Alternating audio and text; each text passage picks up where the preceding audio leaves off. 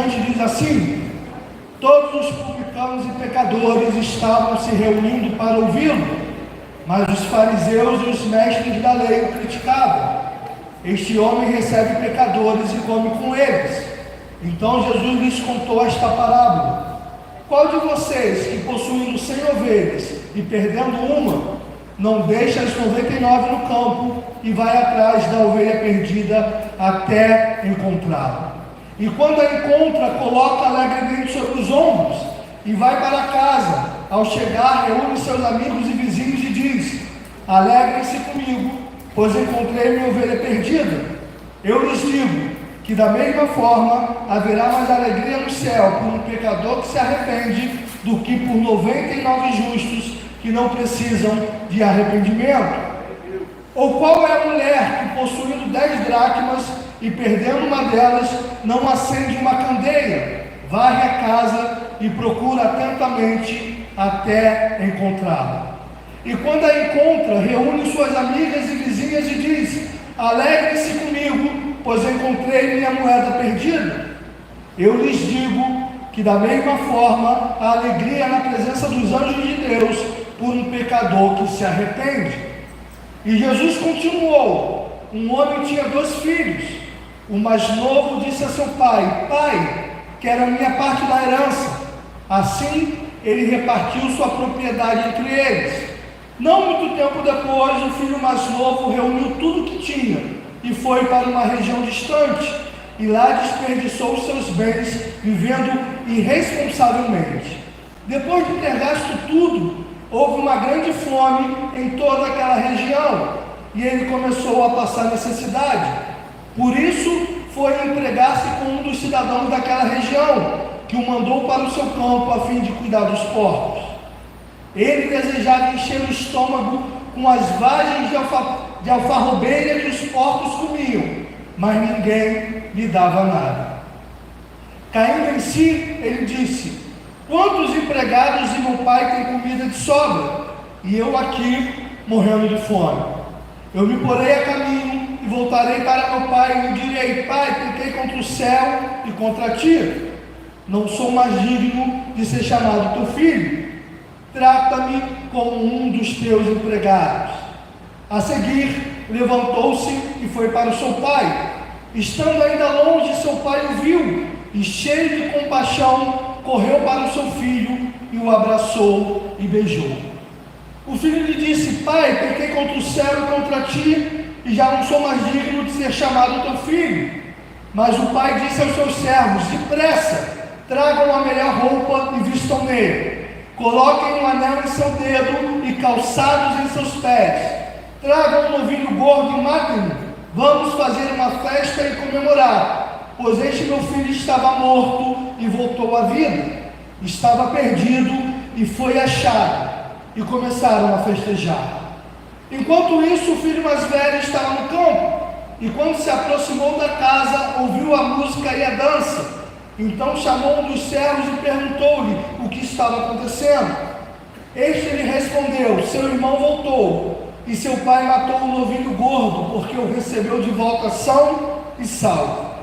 O filho mais velho encheu-se de ira e não quis entrar. Então seu pai saiu e insistiu com ele.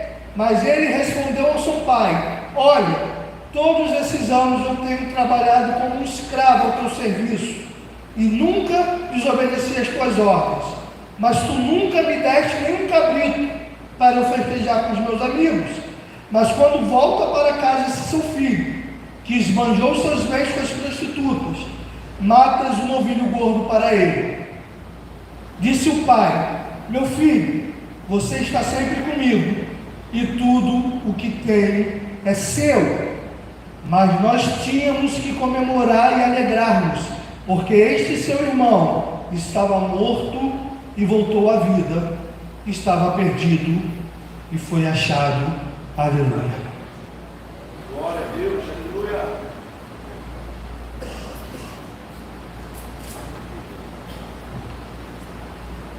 Rafael, a pregação dessa noite é só para quem não é crente?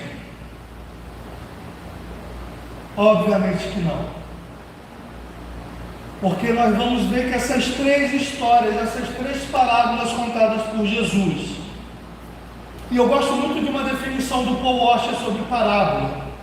Às vezes a gente lê as parábolas, a gente fica procurando um mistério, um segredo em cada frase, em cada palavra.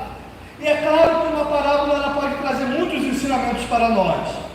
Mas o que você precisa entender é que cada parábola ela tem uma mensagem central. Ela tem uma mensagem principal, clara, objetiva, direta, de fácil compreensão. E nós vemos que essas três histórias que estão juntas, eu sempre gosto de dizer lá na escola dominical para os jovens, lembrando que a Bíblia original não tem capítulo. Capítulo só foi entrar no século XIII. Então você não pode dividir o texto em capítulos, nem em versículos. Versículo só foi entrar no século XVI. Quando o Evangelho de Lucas ele é escrito, está tudo junto, é uma sequência. Você vê que o capítulo começa com um acontecimento. Os fariseus se incomodando com Jesus andar com publicanos e pecadores. Os fariseus vão em cima de Jesus. Por que você anda com essa gente? Então Jesus começa com a história da ovelha perdida, que foi o que nós acabamos de cantar aqui. E por que essa pregação também serve para nós cristãos? Porque a ovelha, ela se perdeu. Se ela se perdeu, é porque ela estava junto do pastor. Jesus disse para os discípulos no capítulo 21, cuidem do vosso coração, para que aquele grande dia não venha de surpresa e vos apanhe desapercebido.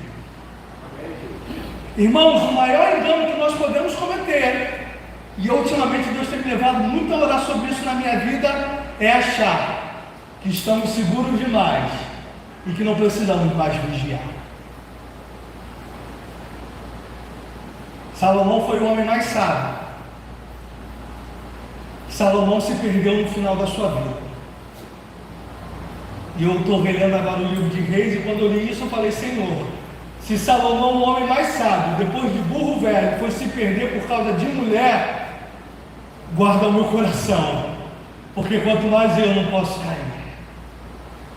Se Satanás conseguiu levar 1/3 dos anjos, irmãos, esse homem deve ser muito bom de lado, né? Se ele conseguiu convencer 1/3 dos anjos a se rebelarem contra Deus, imagine o que ele não pode fazer comigo e com você, se nós não vigiarmos e orarmos a todos. Nós precisamos da graça de Deus a cada dia. Nós, que outrora, conforme Isaías 53:6, todos nós fomos ovelhas desgarradas, andando cada um para o seu campo. A graça de Deus nos alcançou, não pelos nossos merecimentos. Deus veio atrás de nós um dia e nos trouxe para a sua presença. E o que Deus requer da igreja, o que Deus requer de nós, é que nós tenhamos este mesmo amor e misericórdia para com aqueles que estão lá fora. O que Jesus está dizendo para os fariseus é: o Pai, eu não vim buscar aqueles que não precisam de arrependimento nem de salvação.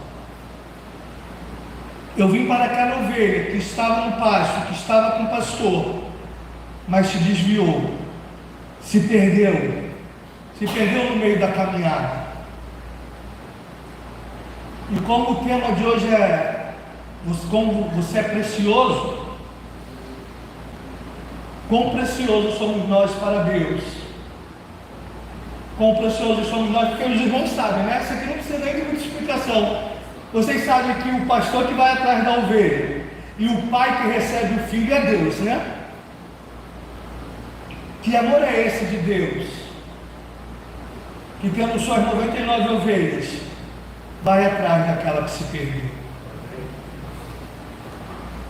Irmão, significa que as 99 vão se multiplicar, você sabe disso.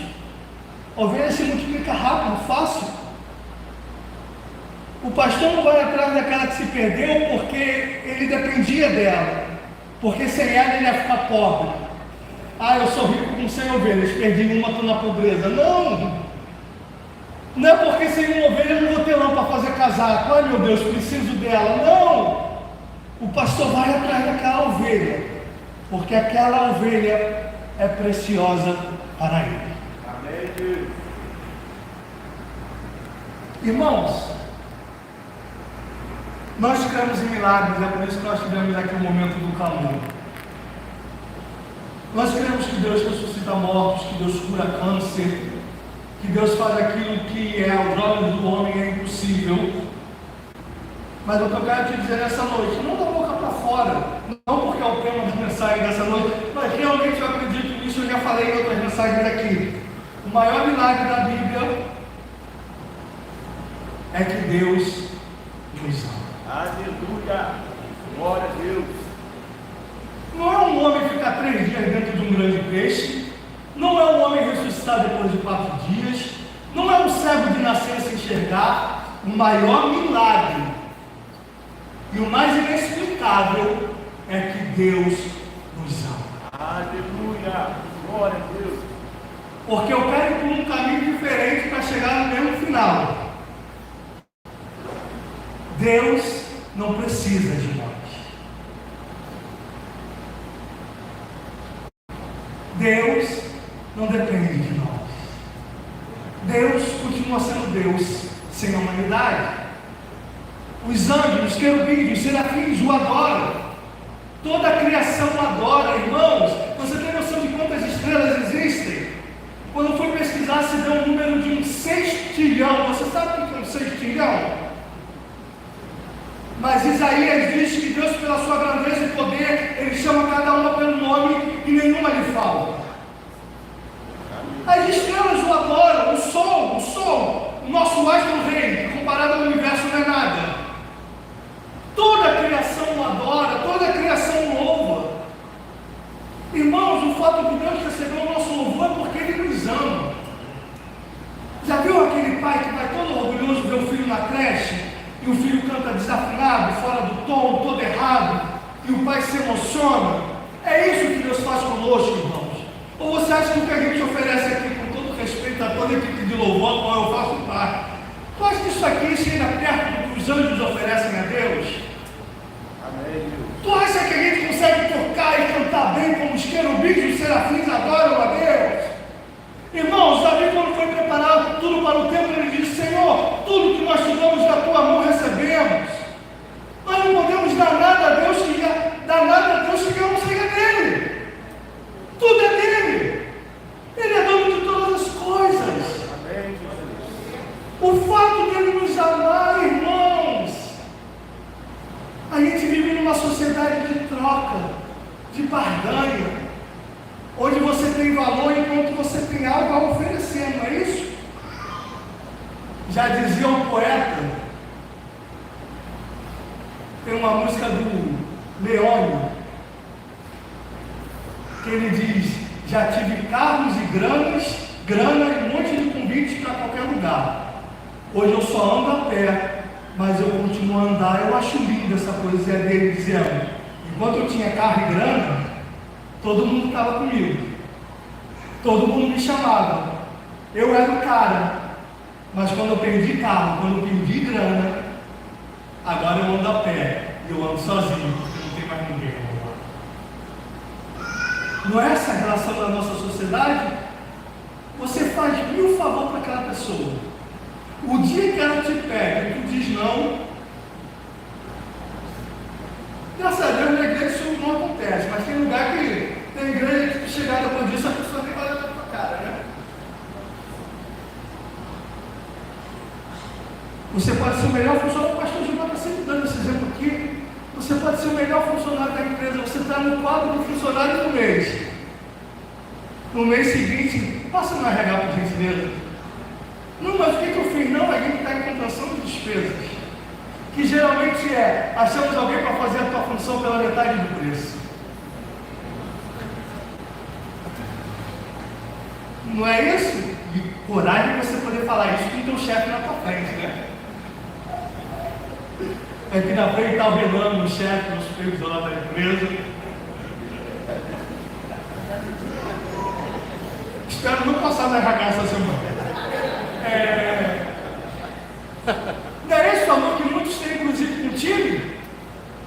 Quando o time ganha, hoje, por exemplo, eu sempre penso que ninguém se sumiu da minha rede social, né? Ah, vocês já sabem que eu perdi a oportunidade, né? Vocês já sabem que eu perdi essa oportunidade. Cheguei ainda também quis falar comigo direito de noite, não entendi por quê.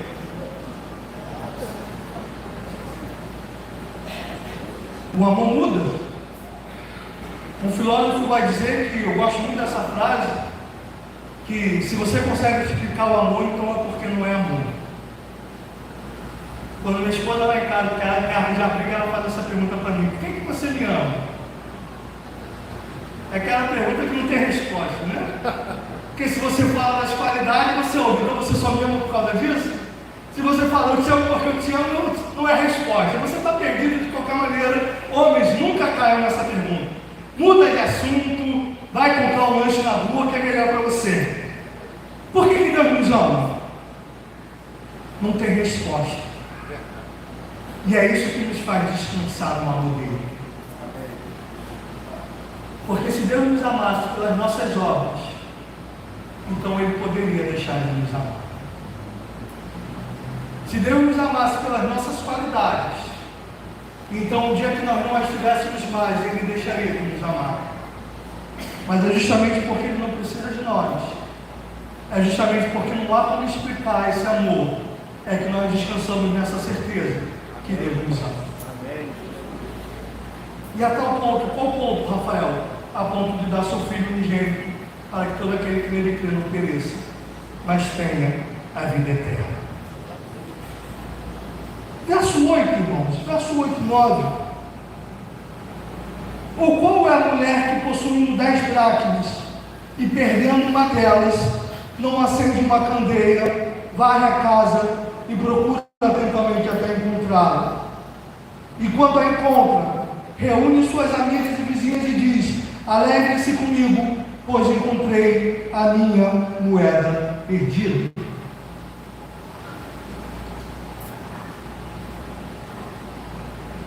Onde é que essa moeda estava perdida, irmãos? Ela estava perdida dentro de casa.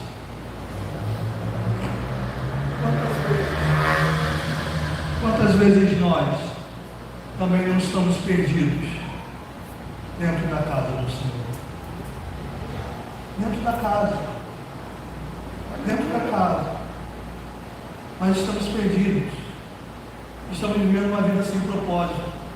Efésios 5,17, não sejam tolos, mas procurem compreender qual é a vontade do Senhor para vós. Você sabe qual é o propósito do Senhor para a tua vida?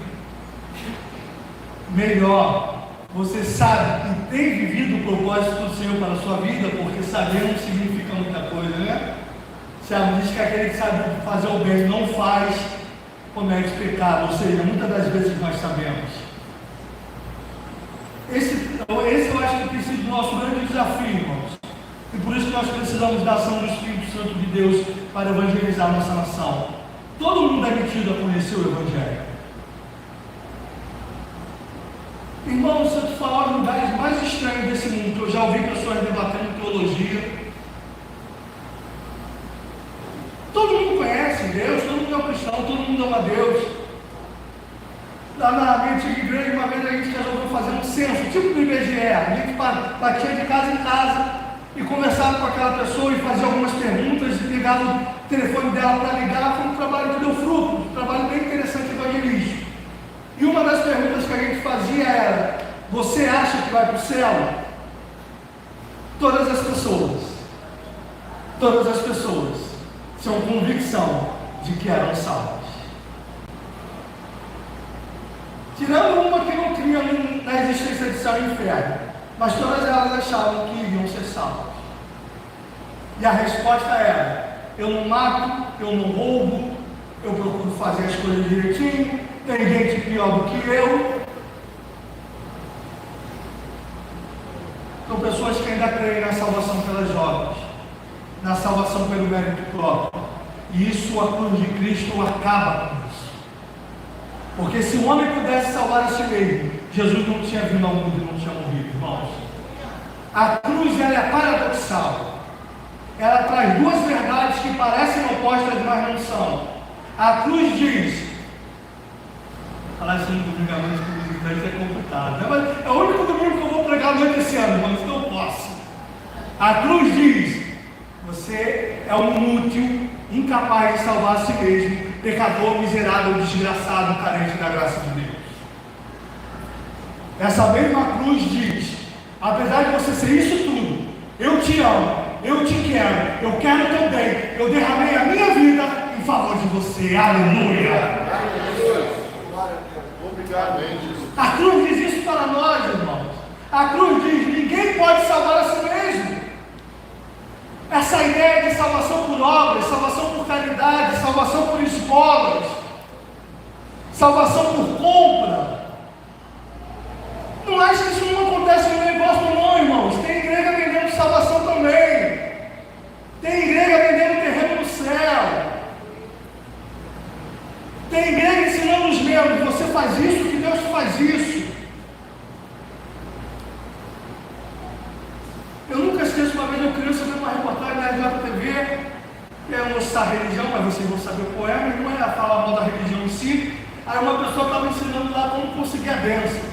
Aí ela disse: você pega o santo, bota de cabeça para baixo no freezer, até ele tirar o que você quer. Eu falei: que maravilhoso isso!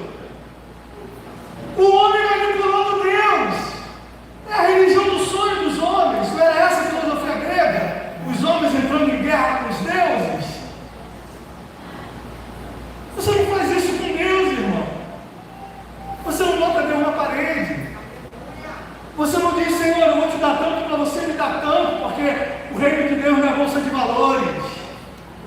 O reino de Deus não é Bitcoin para você investir, nem casa de aposta. O reino de Deus é: Deus me amou de tal maneira que deu seu filho por mim. Ele me salvou. Tudo que eu fizer para ele é nada diante daquilo que ele fez por mim. Oh, aleluia. O nosso servir a Deus é por gratidão, irmãos.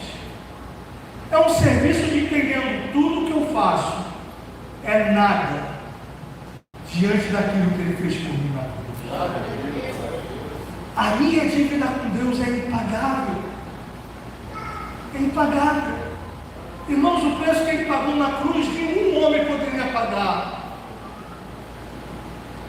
O castigo que nos traz a paz estava sobre ele, pelas suas pisaduras fomos sarados. Isaías 53:10, porque aprove a Deus moê-lo em nosso lugar.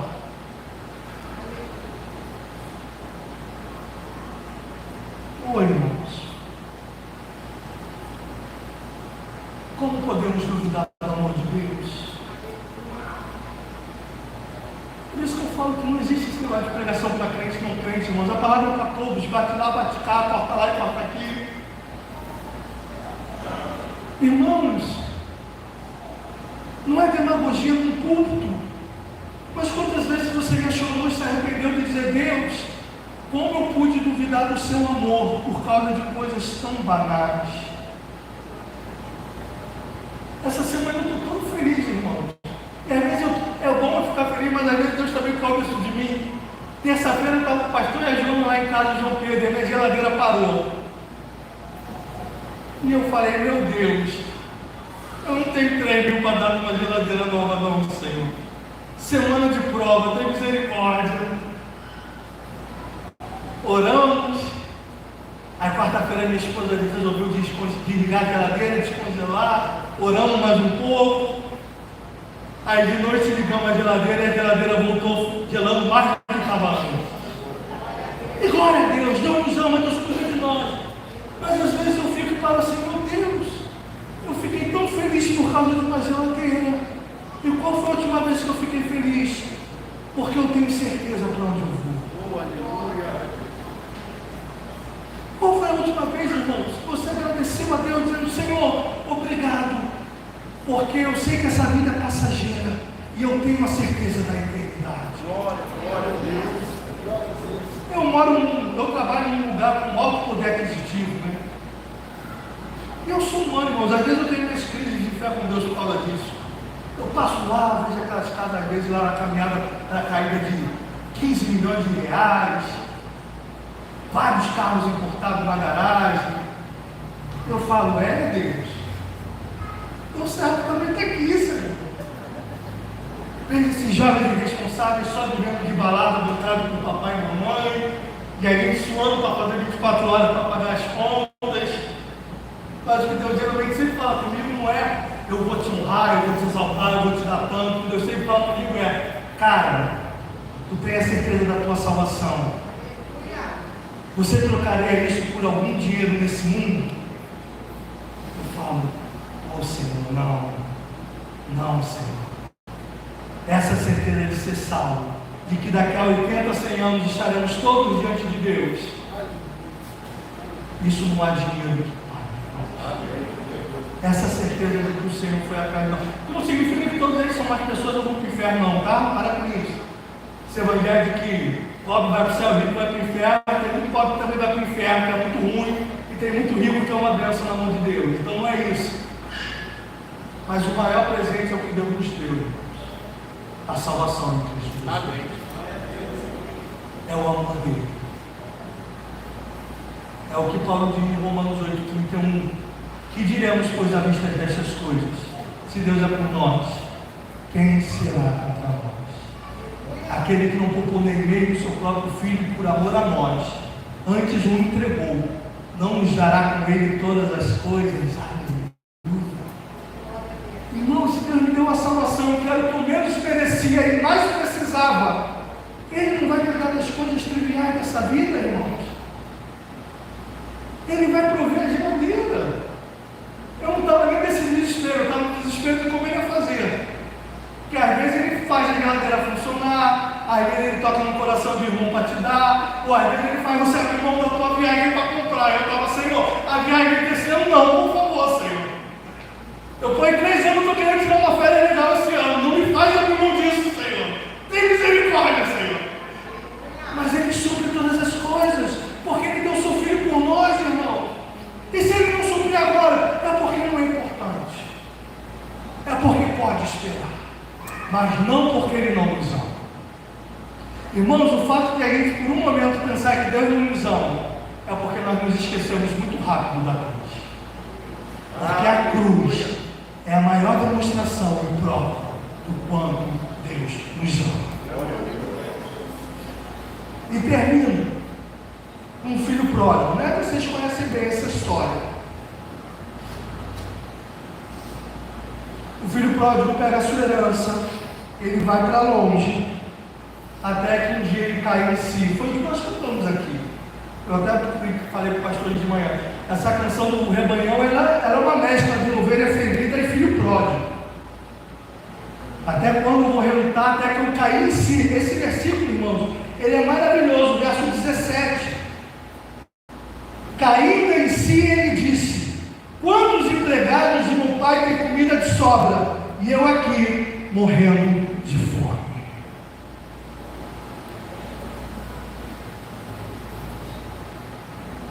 O primeiro estágio da mudança é a gente cair em si. É a gente parar de se enganar, irmãos. Como um homem consegue enganar a si mesmo é uma questão que ninguém sabe responder, né? Como é que a gente consegue mentir para si mesmo?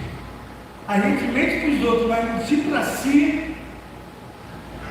Já viu aquela pessoa que diz que está bem, está na cara que não está bem? Todo mundo sabe que ela não está bem. A hora que eu quiser parar de fumar, eu fumo. Não consegue nem dar 2 passos sem tecido. Não, é por esporte. A hora que eu quiser, eu paro. Não, eu bebo socialmente. De segunda a segunda. Mas eu socialmente. A hora que eu quiser, eu paro com isso aqui. O pecado escraviza. De tal maneira que ele faz com que as suas vítimas não se sintam escravas. Não é esse o diálogo de João 8? Jesus com os fariseus: conhecereis a verdade, e a verdade vos libertará. Senhor, nós não somos escravos de ninguém. Mentira, eles eram escravos de Roma. Eles pagavam tributo a Roma, como é que não eram escravos de ninguém? Mas Jesus não entra nesse mérito. Jesus diz: porque todo aquele que comete pecado é escravo do pecado. Irmãos, essa é uma visão errada que o mundo tem de nós. Mas o que é mais triste é quando nós temos essa visão de nós mesmos. Quando nós achamos que uma vida com Deus é uma vida de escravidão. Quando nós achamos que uma vida com Deus é ser privado de fazer o que é bom para poder ir para o céu. Tem muita gente na igreja com esse pensamento. Aleluia. Ah não, Deus me priva do que é bom, não posso fazer as coisas que eu quero, porque eu tenho que pagar o preço para ser salvo. Irmão. Quando na verdade uma vida com Deus é uma vida de liberdade. Aleluia. É uma vida de paz. A paz que excede todo o entendimento guardará os vossos corações e mentes em Cristo Jesus. A vida com Jesus é uma vida livre da ansiedade. Porque 1 Pedro 5,7 diz: lançamos sobre Ele toda a vossa ansiedade, porque Ele tem cuidado de vós. Porque Ele disse: deixa-vos a paz, a minha paz vos dou, e não vos dou no mundo dá. Ah, Rafael, mas eu não tenho paz. Ah, Rafael, mas eu sou muito ansioso. É porque você está igual a Drácula, você está perdida na casa do Pai. Você não está desfrutando do poder pleno do Evangelho de Cristo Jesus. Aleluia. Irmãos, a gente se acostuma, não fica chateado não. É porque também a gente se acostuma a uma vida medíocre na presença de Deus muitas das vezes. A gente se acostuma a uma vida miserável na igreja. A gente se acostuma a viver de migalhas. A migalha foi para aquela mulher, graças a Deus que Deus a curou, mas Deus nos chamou para sentar na mesa e comer fartamente. Deus nos chamou para desfrutar da comunhão dele. Andar com ele, irmãos. Como Enoque que andou com Deus até que Deus o tomou para si. Como Daniel, a quem o rei Dário diz: Daniel, que o Deus a quem você serve continuamente te livre. Oh, irmãos, que possam falar isso de nós, que nós servimos a Deus continuamente.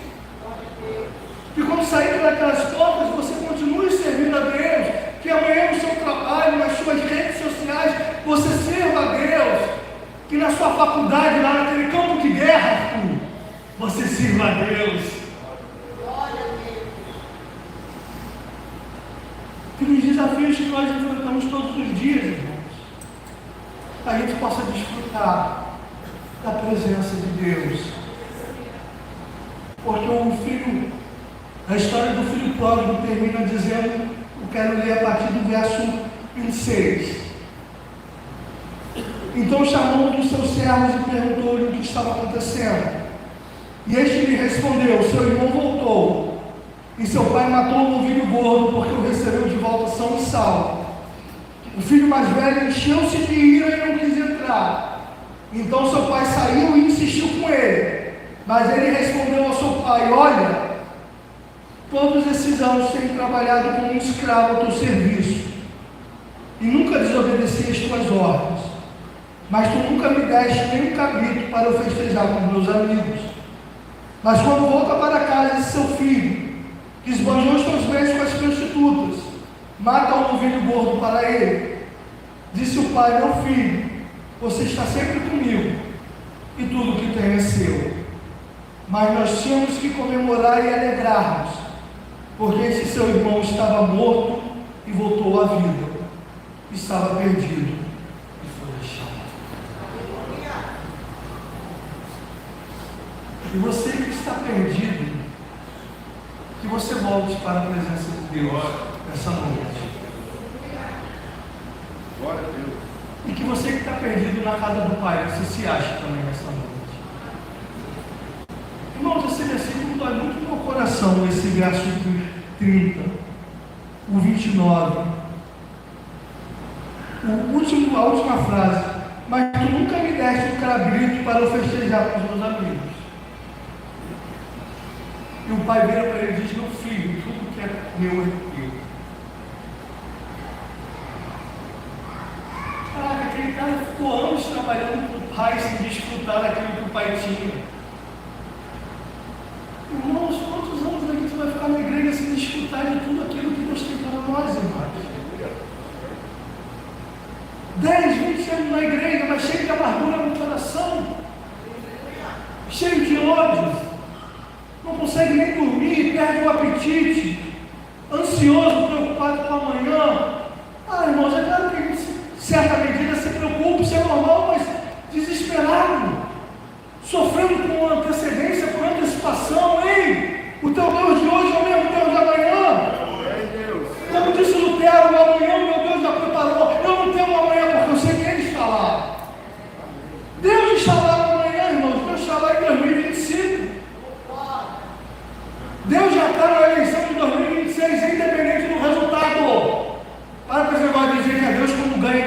aí que é o diabo que não perde, quando ganha quem você não quer. Deus é soberano e governa sobre todas as coisas em todo o tempo. Aleluia.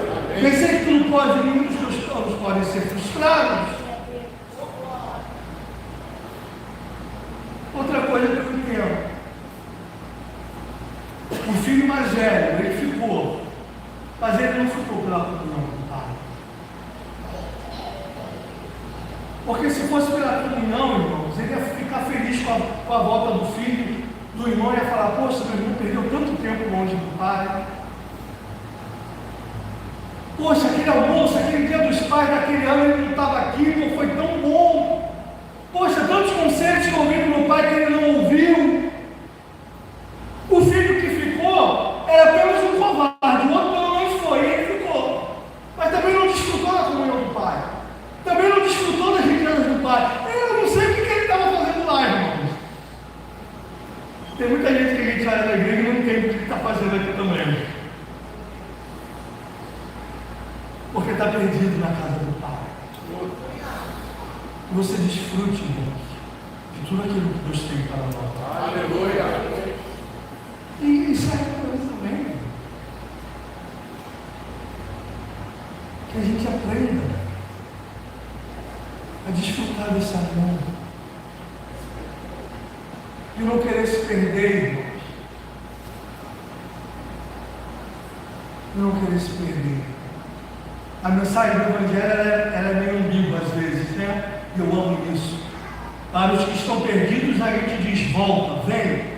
O Senhor te recebe com braços abertos, Ele te ama. Mas para os que estão aqui, a gente diz, cuidado ao se afastar, porque nem todos voltam.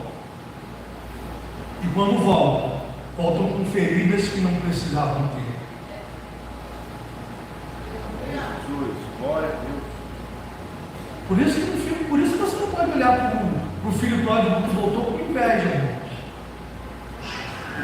Ele voltou, o pai o recebeu, o pai o amou. Mas imagina lembrar que você desejou comer a comida dos porcos, nem isso você pôde. Ele precisava passar por isso, irmãos. Volta cheio de feridas, irmãos. Tem muita gente na igreja cheia de feridas, que foram feridas que se causaram porque não ouviu a voz de Deus. Porque foi nessa, todo mundo vai para o mundo e volta. Você volta, mas as consequências vêm junto. O passado vem junto. E quando você conhece, o peso é maior, porque você foi avisado. O pastor Gilmar falou isso no passado, ano retrasado, mas eu nunca esqueci, numa quinta-feira de manhã. Muitos saíram dizendo, vou voltar, mas isso não der tempo. Quantas pessoas você já conheceu que se desviaram e toda vez você encontrava, e sabe aquela pessoa que é um amor, que sempre diz, não, eu continuo com Deus, eu vou lá, eu vou aparecer, eu vou voltar. E de repente o telefone toca, você vê lá no Facebook. Quer dizer, os jovens reclamam, né? No Instagram agora, eu ainda tenho Facebook, eu ainda sou um pouquinho mais vencido. Fulano morreu, tu toma um susto. E tu diz, ah, meu Deus. Tu acha que todo mundo que está aqui vai chegar aos 80 anos? Coisa boa para dizer muito boa noite, né? Mas é verdade. Vai todo mundo chegar.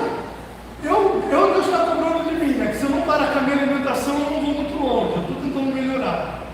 Essa semana eu comi 3 tangerinas. Estou indo, irmão. Meu ritmo, mas estou indo. Estou indo. Mas aí mesmo tu vê um cara que se cuida, isso não é desculpa não, irmão. Mas se cuida, vai então, morre aí cedo de bobeira. Irmãos, a gente não sabe. Jesus disse, louco, essa noite pedirão a tua alma. Nós não sabemos quando o Pai volta para nós, irmãos. Ah, Rafael, será que Jesus vai voltar agora? Porque lá em Jerusalém, irmão, ele pode voltar para você essa noite, irmãos. Jesus pode voltar para a terra daqui a 100 anos, mas para você ele pode voltar essa noite.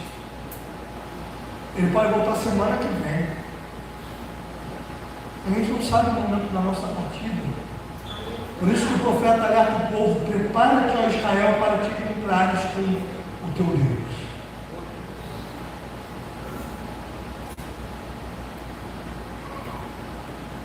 O castigo, irmãos, o inferno, ele é proporcional ao amor de Deus.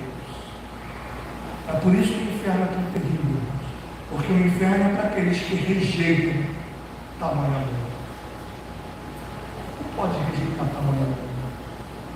Não nos é pedido nada, não nos é cobrado nada, irmãos. Como é que podemos ser? Como é que o ser humano pode ser louco de dizer não a Deus? Como pode, irmãos? Esse é o maior pecado. Nem o diabo diz não a Deus, irmão. O Paul Washer diz isso no seu livro Evangelho de Deus. E eu acho tremendo isso. Deus disse, haja luz e houve luz. Deus disse para o mar, daqui você não passa. O mar disse, sim, Senhor. E Deus disse, lua, tu vai ficar aqui. A lua, deixa comigo, mestre. Deus disse para o diabo, toque no João, mas não toca na vida dele. Sim, Senhor. Toca na vida dele, mas não a ponto de matá-lo. Sim, Senhor. E aí Deus chega para mim e para você e diz, vem meu filho que eu te amo. Você olha e diz, não. Irmãos, o ser humano é o único em toda a criação de Deus que comete essa blasfêmia e essa loucura.